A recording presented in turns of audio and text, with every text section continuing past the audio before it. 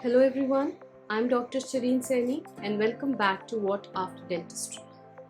Today's video is the most frequently asked question by the students of 12th standard and their parents of course, who have opted for PCB as the main subjects and want to get into medical or dental field.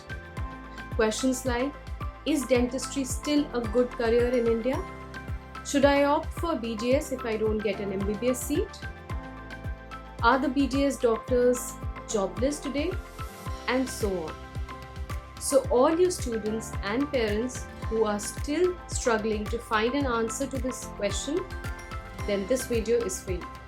I'm going to walk you through the following points to help you find an answer to your question. Is dentistry still a good career in India or not? So the very first point that I will be talking about today is top 5 traits of a successful dentist. The second would be top 5 reasons why you shouldn't pursue dentistry.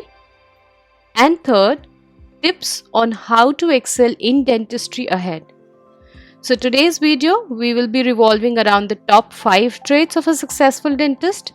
This will be the part 1 of the video. And then I will also be coming up with the 5 reasons, the tips in part 2 and part 3. So stay tuned and watch the video till the end. Now before I get into the details, if you're coming on our channel for the very first time or you haven't subscribed to our channel yet, then please hit the subscribe button and also hit the bell icon to get notified of all the videos we post. Please subscribe. That's the only motivation for us. और subscribe बिल्कुल free है, एक पैसा नहीं देना है आपको. So subscribe जरूर कीजिए. Now without further ado, let's get started.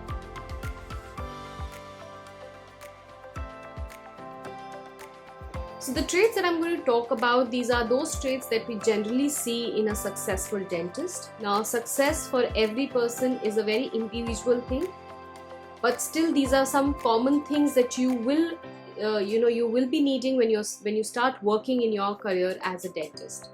So what are these 5 traits? Let's talk about them. The very first is good communicator. So if you're someone who like to talk to people, who like to communicate with people, you are someone who can make the people around you understand about the problem and the solution to it, or you are someone who are energized by a group of people around. So if you're someone who has these kind of traits, then dentistry is definitely for you. Now why do I say so? Is because in dentistry, when you start working as a dentist, every day you will be talking to patients. You will have to communicate to them what exact problem are they facing.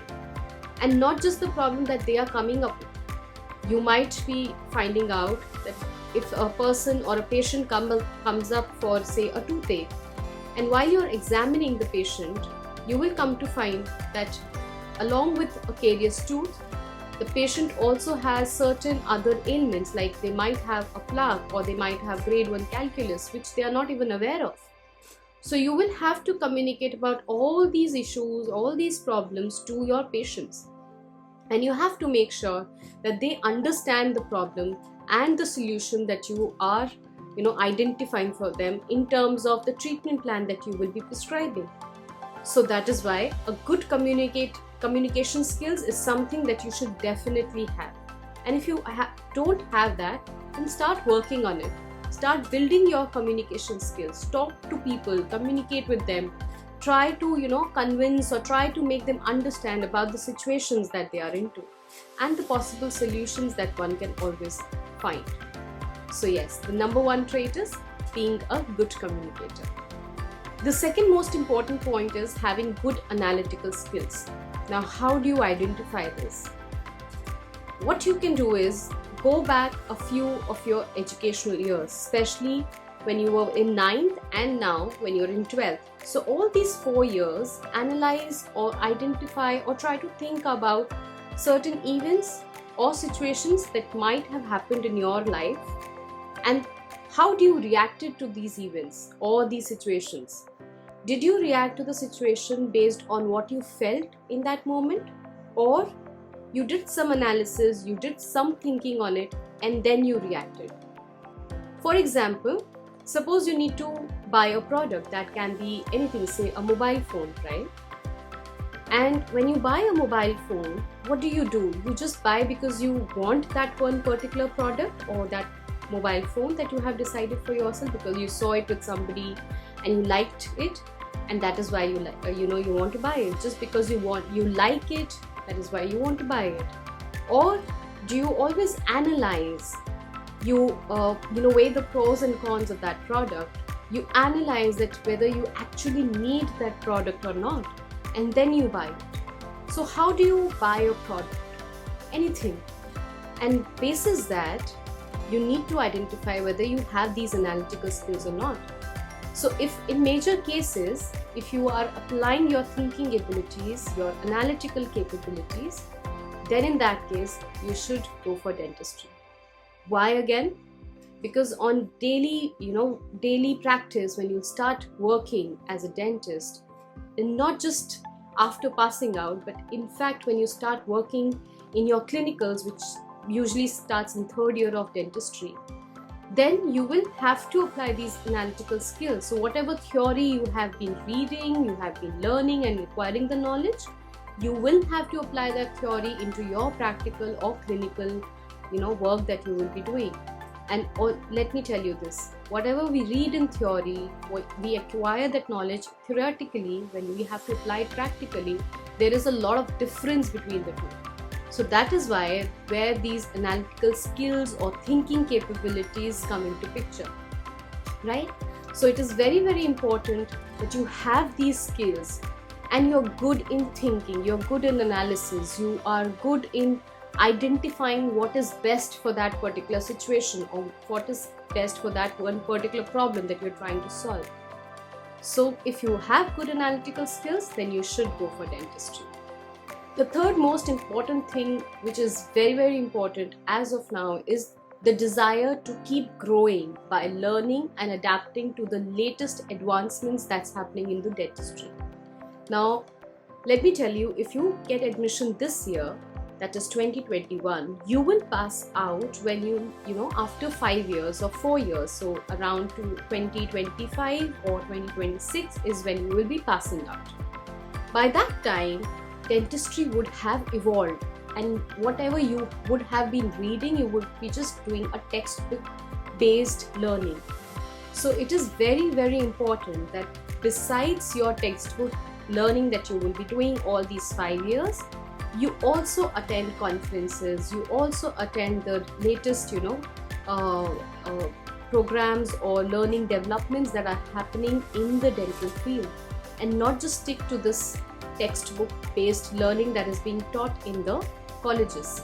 I'm not saying that this is a bad thing, but besides that, you will have to, or you should in fact, invest some of your time in attending the conferences, in attending the seminars, the webinars, and most of the things right now are happening online because of the COVID pandemic.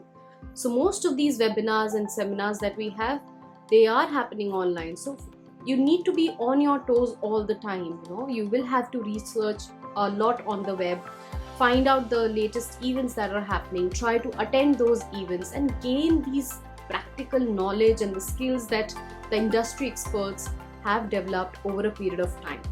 So that's very, very important. As a student, this is one thing that will be required. Again, the second thing is, once you complete BDS, and if you want to grow in BDS, as a dentist, or you want to grow as doing masters as MDS in any field of dentistry, then also in that case it is required that you keep on learning and keep on growing with the help of the CDE workshops and lectures that are happening. That's very, very important, and that's a mandate in fact by DCI. So all these, you will have to acquire knowledge on what's happening, the latest advancements, the latest innovations, technology that are being used in dentistry, so that you can grow yourself as a dentist and that apply all these latest advancements in your practice and create your own USP of your dental practice. So this is something that will be required in the near future. The fourth important trait is having strong organization skills. Now, this is something that will not be taught, that you will not be taught in a dental college. Okay, so this is something that you will have to acquire either by reading on your own or talking to your seniors, to your faculty, to the industry experts, dentists who are around you or whom you know basically. So you will have to learn what kind of organization skills will be required to run your own practice. For example, when you are setting up a dental practice, it is very, very important to market your practice. Otherwise, how will the people come to know that you have set up a dental practice? And today marketing is not just limited to distributing flyers or pamphlets or hoarding banners. It's much more than that. And so you need to equip with what's the latest advancements if you want to market your dental practice, right? You need to make sure that you know certain clinic registration rules. That as of now we don't have very stringent rules, but you never know what's going to happen 5 years or 10 years down the line by the time you pass out and start practicing. So it's very important that you understand all these regulations, you understand the skills that are required, especially marketing skills, then a little bit on accounting skills, because when you have your own dental practice, it's not just you are managing patients or treating patients. Your dental practice or your dental clinic is just like running a small business. So you need to have these organization and business skills which will be required to run your practice and to grow in your practice. So yes, fourth is having strong organization skills. Fifth, and the most important trait, patience and consistency. Now, do not expect that as soon as you passed from a BDS college that you will get a job and a high paying job. That will not happen. You will have to be very, very patient.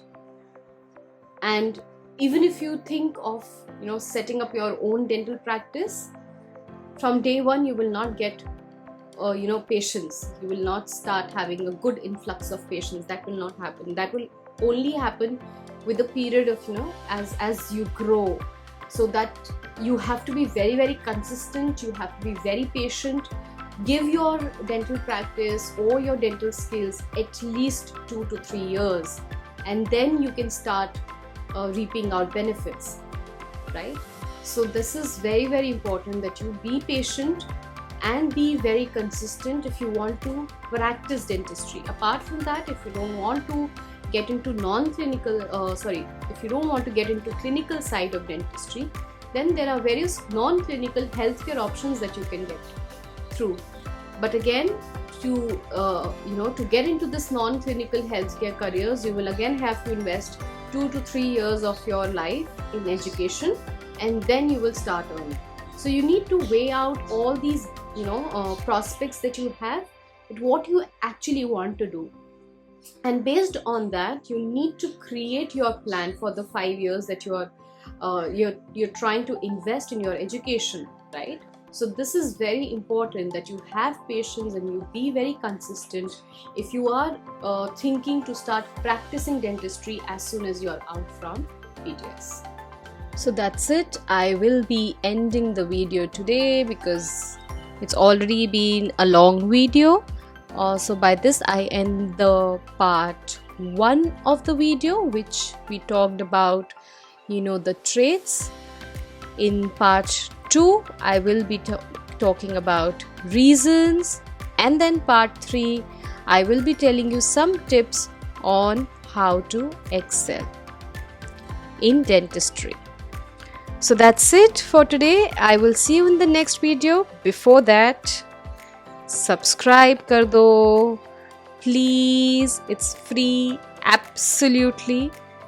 Like our video, share our video, of course, because this might help out someone who is looking to get into BDS, and they should know that what a BDS degree demands of. So please like, share and subscribe. It's absolutely free. I will see you in the next video.